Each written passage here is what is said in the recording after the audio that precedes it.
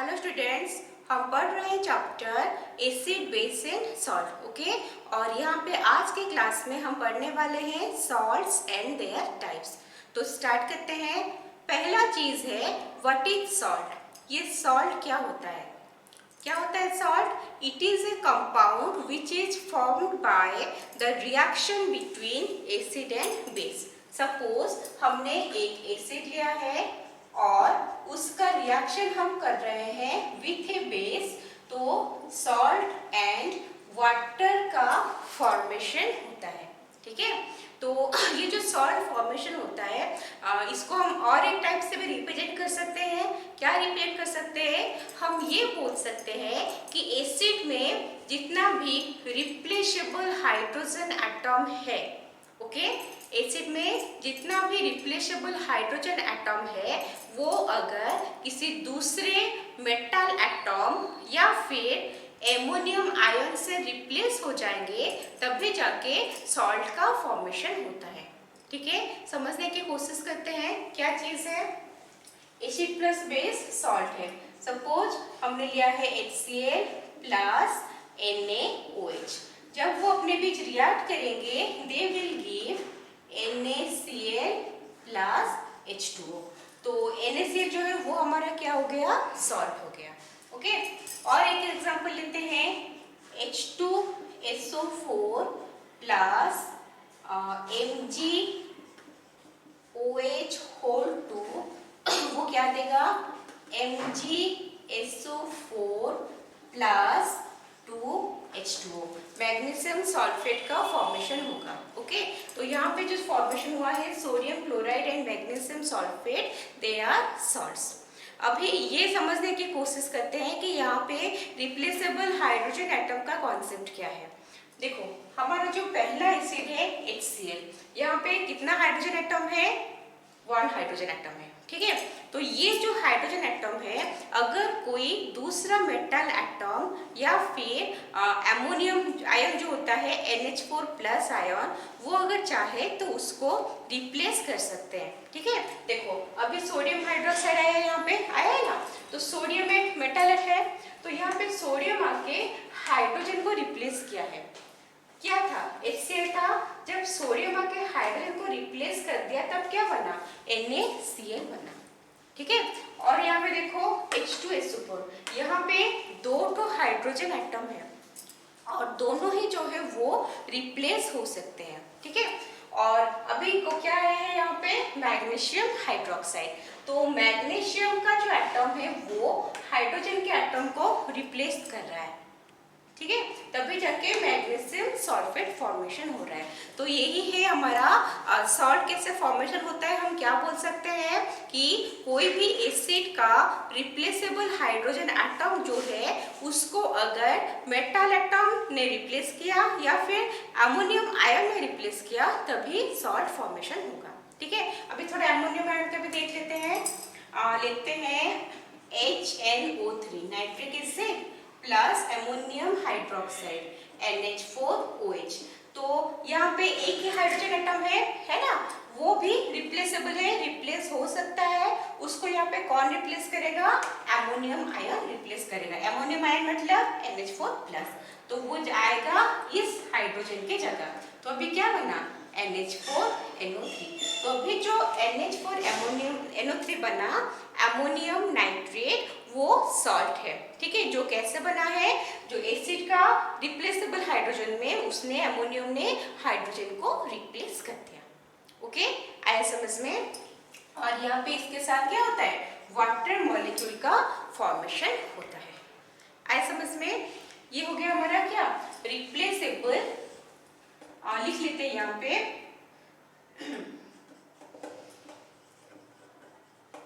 Replaceable hydrogen atoms are replaced by metal or ammonium ion, metal atom और ammonium ion। हो गया। अभी एक और कॉन्सेप्ट है, और कॉन्सेप्ट हम क्या बोल सकते हैं? इसको हम बोल सकते हैं कि ये जो हो रहा है क्या, हमारा सॉल्ट का फॉर्मेशन वो कैसे हो रहा है? This occurs due to the partial or complete replacement of replaceable hydrogen atom. ठीक है, ये पार्शियल रिप्लेसमेंट भी हो सकता है, कंप्लीट रिप्लेसमेंट भी हो सकता है। अच्छा, पार्शियल रिप्लेसमेंट मतलब partial replacement of hydrogen atom of acid. ठीक है, कैसे होता है? सपोज हम ले रहे हैं सल्फ्यूरिक एसिड H2SO4। ठीक है, उसका हमें रिएक्शन करना है विद, मान लो लेते हैं NaOH, सोडियम हाइड्रोक्साइड। अभी पार्शियल रिप्लेसमेंट का मतलब क्या है?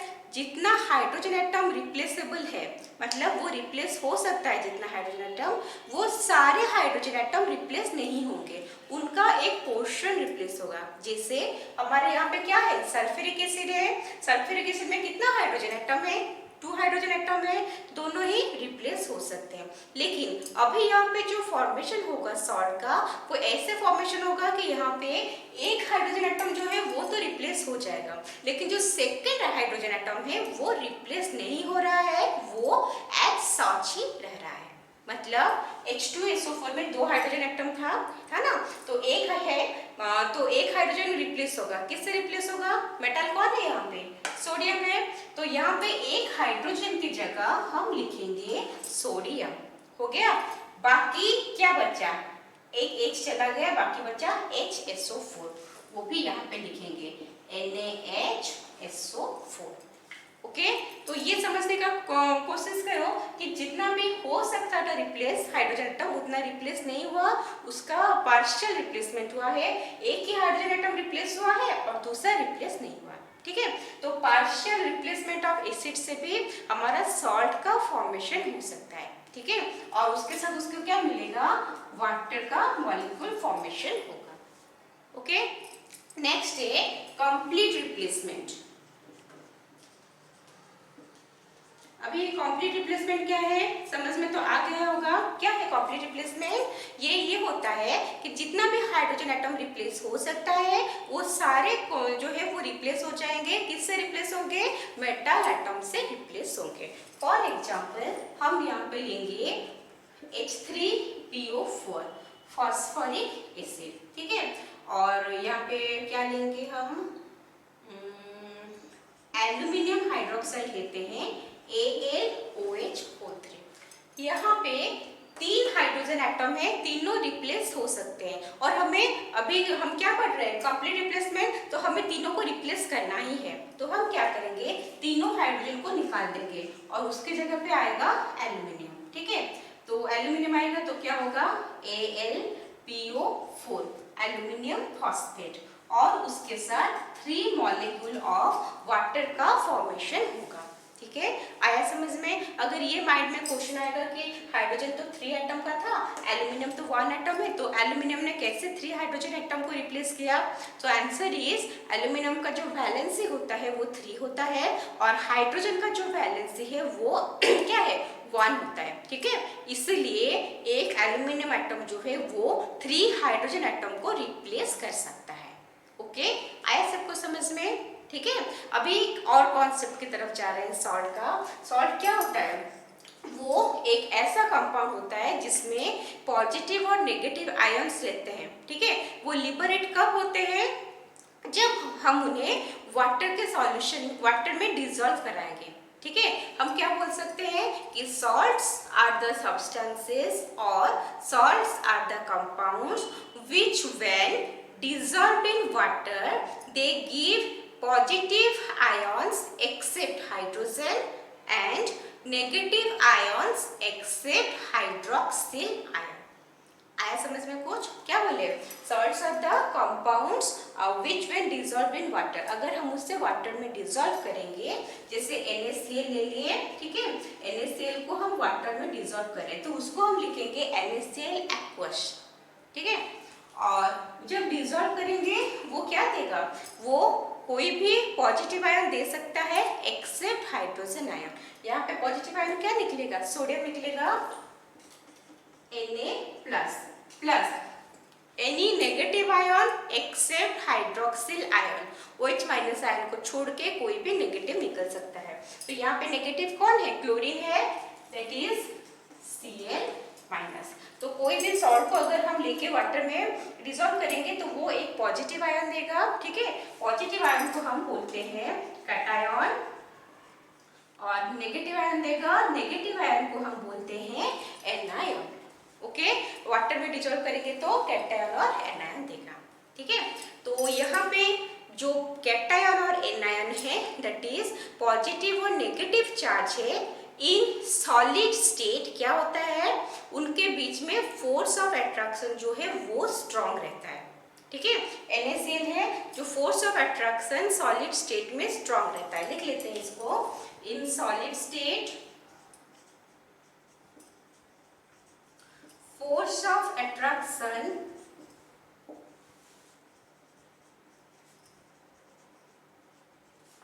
वेरी स्ट्रॉन्ग रहता है, ठीक है। वेरी स्ट्रॉन्ग क्यों रहता है? क्योंकि यहाँ पे जो फोर्स ऑफ अट्रैक्शन है वो है हमारा इलेक्ट्रोस्टैटिक फोर्स ऑफ अट्रैक्शन। क्या होता है? Electrostatic force of attraction. लेकिन जब हम उस सॉल्ट को वाटर में डिसॉल्व कर लेंगे तो उनके बीच में जो फोर्स ऑफ अट्रैक्शन रहता है वो क्या होता है? अभी नहीं रहता, वो सेपरेट हो जाता है। Na+ सेपरेट हो गया, Cl- सेपरेट हो गया, सोल्यूशन में सेपरेट हो जाता है, ठीक है। तो जो सेपरेट हो जाते हैं तो हम इसे लिख सकते हैं Na+ एक्यू डॉट, मतलब एक्वस स्टेट में है, वाटर में डिसॉल्व हो गए हैं। और Cl- के साइड में भी लिखेंगे एक्यू डॉट, मतलब वो क्लोराइड आयन जो है वो भी वाटर में डिसॉल्व होके ही है। ओके, आया सबको समझ में? सॉल्ट का पूरा कॉन्सेप्ट हमने यहाँ पे बता दिया है, कोई एक भी पॉइंट छूटा नहीं है, ठीक है। आया समझ में? चलो लिख लो इसको।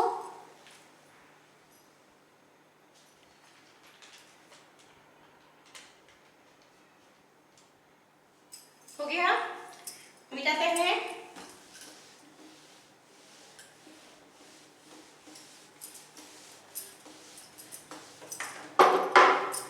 Next, types of salt. Types of salt में जो हमें पढ़ना है हमारे सिलेबस में जो है वो होता है, पहला है नॉर्मल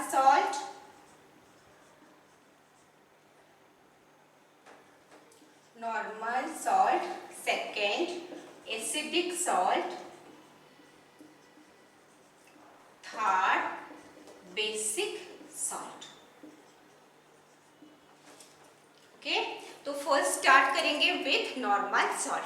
ये नॉर्मल सॉल्ट क्या होता है? नॉर्मल सॉल्ट वो सॉल्ट होता है जिसमें एक भी क्या रिप्लेसेबल हाइड्रोजन एटम या फिर हाइड्रोक्सिल आयन जो है वो नहीं रहता, ठीक है। मतलब क्या है, यहाँ पे क्या लिखेंगे? नॉर्मल सॉल्ट जो है नो रिप्लेसेबल H+ और OH- आयन, कोई भी रिप्लेस होने जैसा हाइड्रोजन आयन या हाइड्रोक्सिल आयन उसमें नहीं रहता, ठीक है। ये कैसे पॉसिबल है? This is possible due to the complete neutralisation of a strong acid and strong base. Strong होना जरूरी भी नहीं है, due to complete neutralisation of an acid and base. Next point क्या है इसका? Form due to complete neutralisation of acid and base.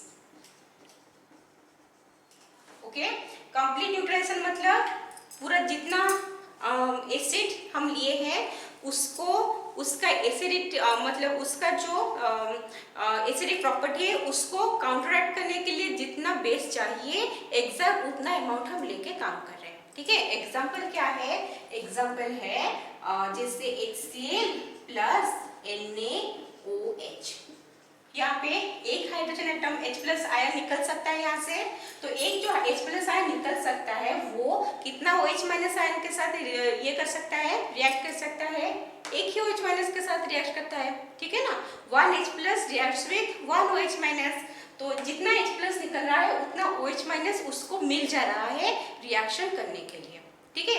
जो H plus होता है वो क्या कंट्रीब्यूट करता है, एसिडिक प्रॉपर्टी कंट्रीब्यूट करता है एसिडिक नेचर को, और OH माइनस जो है वो बेसिक प्रॉपर्टी यानी कि बेसिक नेचर को क्या करता है, कंट्रीब्यूट करता है। अगर हमें जितना H प्लस आयन निकल रहा है उतना OH माइनस मिल गया, उस केस में क्या होगा, कंप्लीट न्यूट्रलाइजेशन हो जाएगा। ठीक है, यहाँ पे H प्लस 1 है, OH माइनस 1 है, दोनों मिलके 1 मॉलिक्यूल ऑफ वाटर का फॉर्मेशन हो गया। ओके, और क्या बना, सोडियम और क्लोरीन है NaCl। तो this is an example of complete neutralisation of an acid and base.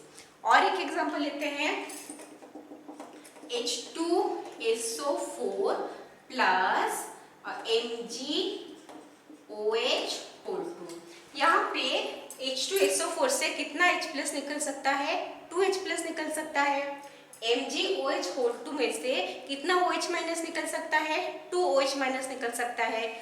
2H plus को रिएक्शन करने के लिए प्रॉपरली 2OH माइनस आयन चाहिए। ठीक है, तो जितना H प्लस हमारे पास है उतना OH माइनस भी हमारे पास है। इससे क्या होगा, कंप्लीट न्यूट्रलाइजेशन हो गया। 2H प्लस 2OH माइनस मिलकर दिया 2 मॉलिक्यूल्स ऑफ वाटर। बचा क्या, मैग्नीशियम है, सल्फेट है।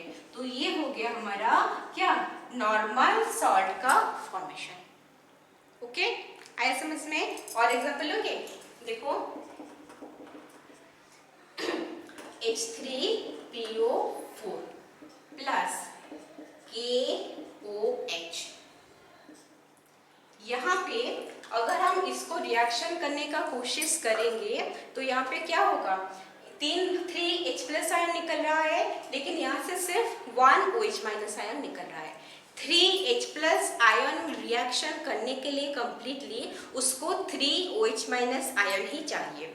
ये 3H plus ion 1OH minus ion के साथ रिएक्ट कंप्लीटली नहीं कर सकता, न्यूट्रलाइजेशन जो है वो नहीं होगा। ठीक है, इसके लिए हमें क्या करना है, 3H प्लस के लिए 3OH माइनस चाहिए, तो हम यहाँ पे 3 मॉलिक्यूल्स ऑफ KOH ले लेंगे। ठीक है, अभी 3H प्लस भी हो गया, 3OH माइनस भी हो गया। अभी हमारा क्या निकलेगा, कितना वाटर मॉलिक्यूल निकलेगा, 3 वाटर मॉलिक्यूल, और यहाँ पे सॉल्ट क्या निकलेगा, K3PO4 पोटेशियम फॉस्फेट। ओके, किसी एक H प्लस को भी नहीं छोड़ना है, किसी एक OH माइनस आयन को भी नहीं छोड़ना है। दोनों जैसे कंप्लीट न्यूट्रलाइजेशन करेंगे उतना अमाउंट का हम लेंगे। अगर 1 मोल के हिसाब से KOH लेते तो कंप्लीट न्यूट्रलाइजेशन हमारा नहीं बनता। हमें कंप्लीट न्यूट्रलाइजेशन करना है, 3 मोल ऑफ H प्लस के लिए 3 मोल ऑफ OH माइनस हमें चाहिए, इसीलिए हमने यहाँ पे 3 KOH लिया। ओके, क्यों, हमें complete neutralisation of the acid करना है। ओके, आया समझ में। अभी देखो यहाँ पे जो जो सॉल्ट निकला, NaCl, MgSO4, K3PO4, यहाँ पे कहीं पे भी H प्लस H मतलब रिप्लेसेबल हाइड्रोजन एटम बचा हुआ है क्या, देखो यहाँ पे हाइड्रोजन एटम बचा हुआ है, नहीं, यहाँ पे नहीं, यहाँ पे भी नहीं। अभी OH माइनस देखते हैं, बचा हुआ है, नो नो नो, कोई भी रिप्लेसेबल हाइड्रोजन एटम और OH माइनस आयन जो है या H plus OH minus ion हम बोल सकते हैं वो नहीं बचा है, मतलब कंप्लीट न्यूट्रलाइजेशन हो गया। तो ये है हमारा नॉर्मल सॉल्ट। क्लियर, आया सबको समझ में। चलो लिख लो,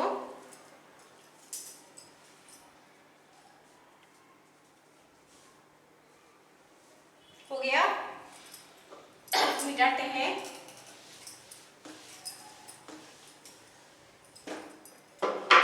नेक्स्ट है हमारा एसिडिक सॉल्ट। सेकेंड पॉइंट में एसिडिक सॉल्ट। ये एसिडिक सॉल्ट क्या होता है, दीज आर द सॉल्ट, ये जो सॉल्ट होता है उसमें क्या होगा, 1 और मोर रिप्लेसेबल हाइड्रोजन एटम रहेगा। ठीक है, या फिर कुछ H प्लस आयन ऐसे रहेंगे जो रिप्लेस नहीं हुए हैं, वो आगे रिप्लेस हो सकते हैं।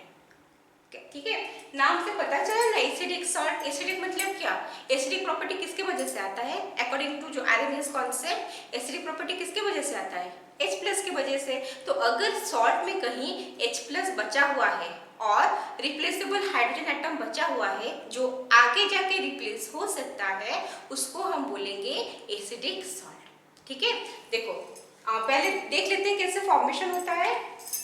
हमने ले लिया यहाँ पे H2SO4 plus KOH। Sulphuric acid में कितना रिप्लेसेबल हाइड्रोजन एटम है और कितना H प्लस आयन यहाँ से निकल सकता है, कितना H2 2। अभी हमारे पास क्या है, पोटेशियम हाइड्रोक्साइड KOH, यहाँ से कितना हाइड्रोक्सिल आयन निकल सकता है, 1 OH माइनस आयन है, ठीक है।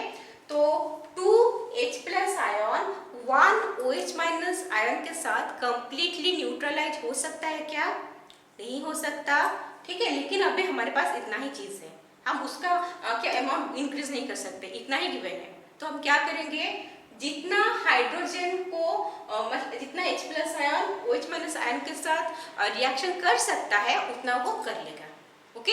OH माइनस कितना है, 1 है, तो कितना मिलेगा मिलेगा तो वो रिएक्शन करेगा, 1 H प्लस मिलेगा वो रिएक्शन करेगा, ठीक है।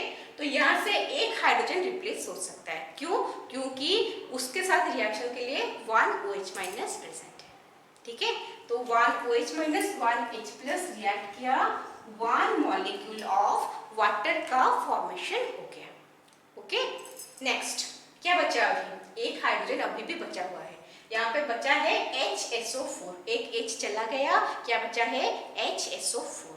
अभी ये HSO4 किसके साथ रिएक्शन करेगा, यहाँ पे K प्लस है, पोटेशियम है, ठीक है, तो वो बनेगा KHSO4, ओके, KHSO4। तो ये है हमारा सॉल्ट, पोटेशियम बाइसल्फेट, ठीक है।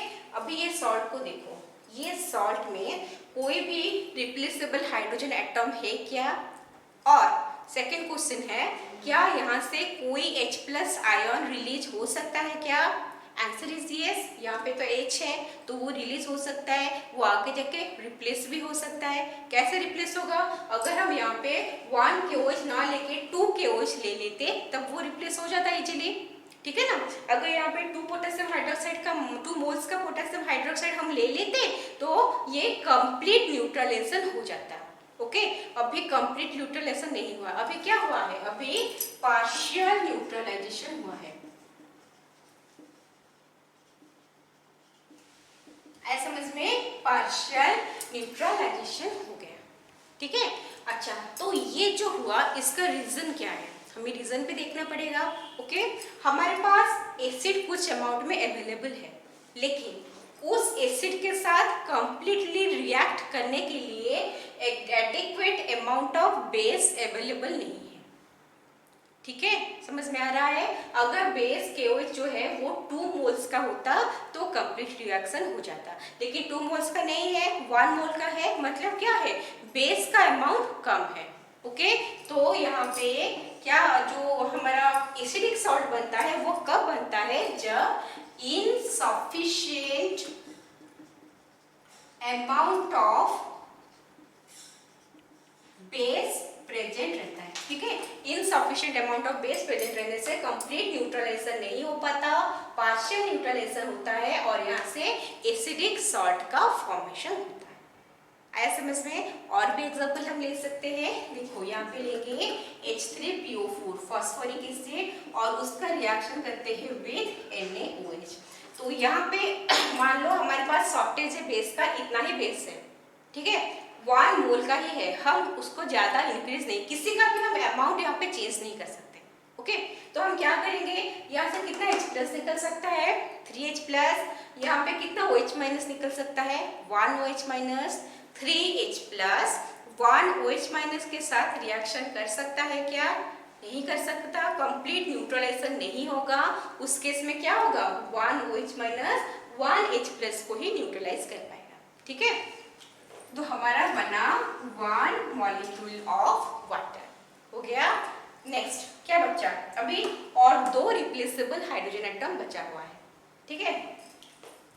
क्या बचा हुआ है, H2PO4। तो एक हाइड्रोजन तो रिप्लेस हो गया है, मतलब चला गया है, उस जगह पे कौन आएगा, ये सोडियम आएगा, NaH2PO4। आया समझ में। और इसको हम ऐसे भी रिप्रेजेंट कर सकते हैं कि जितना भी हमारे पास हाइड्रोजन एटम है रिप्लेसेबल, वो सारा रिप्लेस नहीं होगा, कुछ अमाउंट में रिप्लेस होगा। सोडियम आके सिर्फ एक हाइड्रोजन को रिप्लेस कर दिया, NaH2PO4 बना। कोई भी कॉन्सेप्ट यूज कर सकते हो दोनों में से, दोनों ही सही है, ठीक है, और दोनों ही कंसेप्ट वाइज बहुत ही क्लियर कट है। ओके, आया समझ में? नेक्स्ट इसको हम अभी देखो NaOH लिए है ना 1 मोल, अभी फॉस्फोरिक एसिड लेंगे 2 ले लेंगे 2 NaOH। अब क्या होगा 2 H माइनस है वो 2 ही H प्लस के साथ रिएक्शन करेगा, क्या बनेगा 2H2O। 2 हाइड्रोजन तो चला गया, अभी और भी एक हाइड्रोजन बाकी है, तो यहाँ पे बाकी है HPO4। ठीक है, लेकिन सोडियम कितना है 2 तो है ना, Na2HPO4। क्लियर? और इसको हम ऐसे भी बोल सकते हैं कि जो H3PO4 का 2 हाइड्रोजन एटम रिप्लेस किया 2 सोडियम एटम ने, और एक हाइड्रोजन एटम जो है वो भी बचा हुआ है। ठीक है, तो these are the example of acidic salt. आया समझ में? तो इन जनरल अगर देखने से पता चलना चाहिए कि कौन एसिडिक सॉल्ट है कौन एसिडिक सॉल्ट नहीं है। तो कैसे पता करोगे? अगर कहीं पे हाइड्रोजन एटम दिख गया, ठीक है, तो वो हो गया हमारा एसिडिक सॉल्ट। क्लियर? आया समझ में सबको? चलो लिख लो।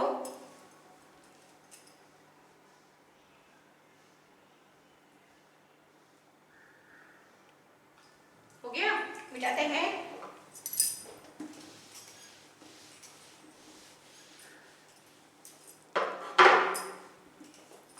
नेक्स्ट है हमारा basic salt.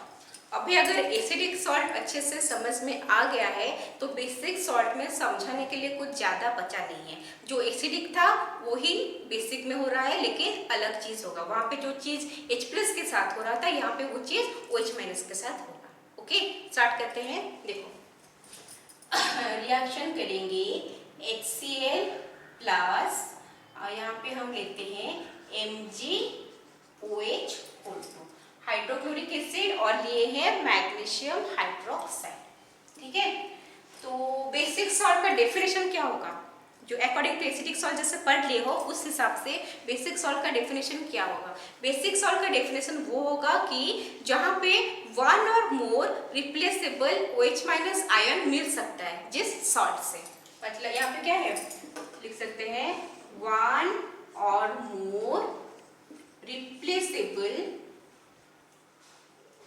Hydroxyl ion present रहता है सॉल्ट में।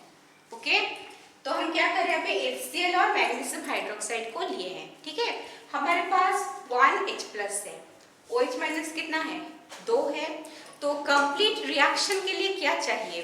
2OH माइनस आयन के लिए 2H प्लस आयन चाहिए, जो हमारे पास प्रेजेंट नहीं है।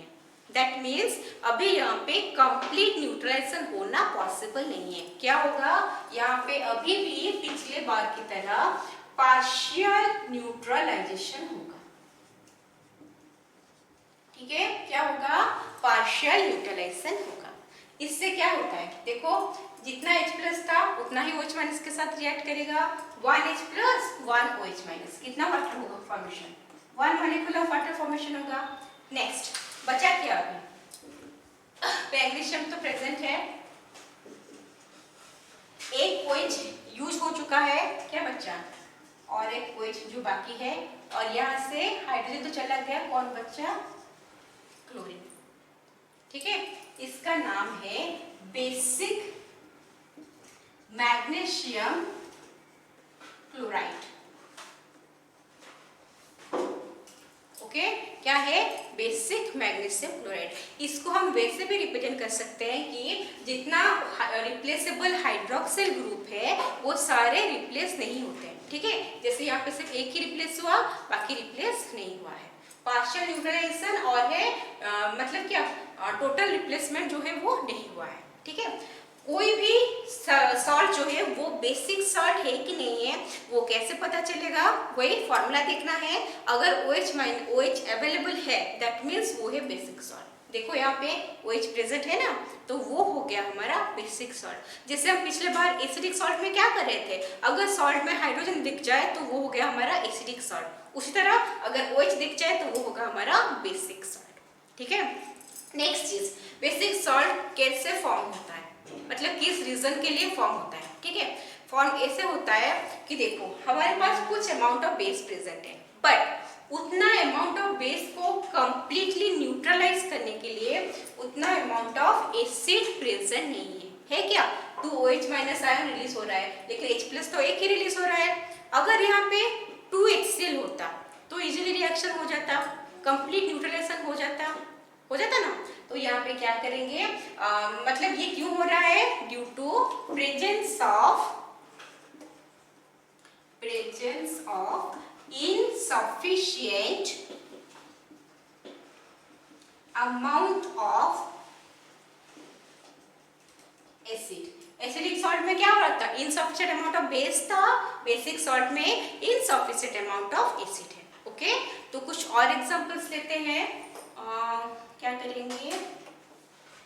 HNO3 प्लस AlOH O3, बस इतना ही प्रेजेंट है। कुछ अमाउंट का हम इधर उधर नहीं कर सकते, ठीक है? इसी को लेके ही हमें रिएक्शन करना है। 1 mole of nitric acid and 1 mole of aluminium hydroxide, ठीक है? तो करना क्या है? वही जितना जिसके साथ हो सकता है यूज। यहाँ पे कितना H प्लस निकलेगा? 1, यहाँ से कितना OH माइनस निकलेगा? 3 OH माइनस को 1H प्लस क्या है और कंप्लीट न्यूट्रलाइज कर सकता है? Answer is no. 1H plus को कितना कर सकता है? 1OH minus. 1H plus 1OH minus बन गया 1 मॉलिक्यूल ऑफ H2O। बाकी कितना OH बचा हुआ है? 2, जैसे हैं वैसे रहेंगे। AlOH O2 और NO3 है वो भी आ जाएगा, ठीक है? नेक्स्ट और एक एग्जांपल ले सकते हैं, इसी का ही लेते हैं। वही एल्यूमिनियम हाइड्रोक्साइड लेंगे। अभी 1 मोल लिए थे, अब हम लेंगे 2 मोल ऑफ नाइट्रिक एसिड। अब क्या होगा? अब यहाँ से 3OH माइनस निकलेगा, यहाँ से 2H प्लस निकलेगा, ठीक है? तो जो 2H प्लस निकलेगा वो 2OH माइनस के साथ ही रिएक्शन करेगा ना। क्या बना? 2 मॉलिक्यूल्स ऑफ H2, ठीक है? बचा क्या? एल्यूमिनियम था, 3OH निकल सकता था, 2OH निकल गया, क्या बचा? 1OH बचा, ठीक है? बाकी क्या है? NO3 नाइट्रेट है, कितना है? 2 है। NO3 ओके, दिख रहा है कैसे फॉर्मेशन हो रहा है? अगर 3OH माइनस OH होल 3 है और यहाँ पे हम 3 नाइट्रिक एसिड ले लेते तो कंप्लीट न्यूट्रलाइजेशन हो जाता। हमारा जो है ये नॉर्मल सॉल्ट वो फॉर्म हो जाता, ठीक है? क्योंकि उतना अमाउंट हम नहीं लिए हैं, इनसफिशिएंट अमाउंट ऑफ एसिड लिए हैं, इसलिए हमारा बेसिक सॉल्ट बन रहा है। कैसे पता चलेगा बेसिक सॉल्ट है कि नहीं? यहाँ पे OH है, यहाँ पे OH है, यहाँ पे भी OH है। So this is the example of basic salt. Okay, आया सब कुछ समझ में? क्लियर है? चलो लिख लो।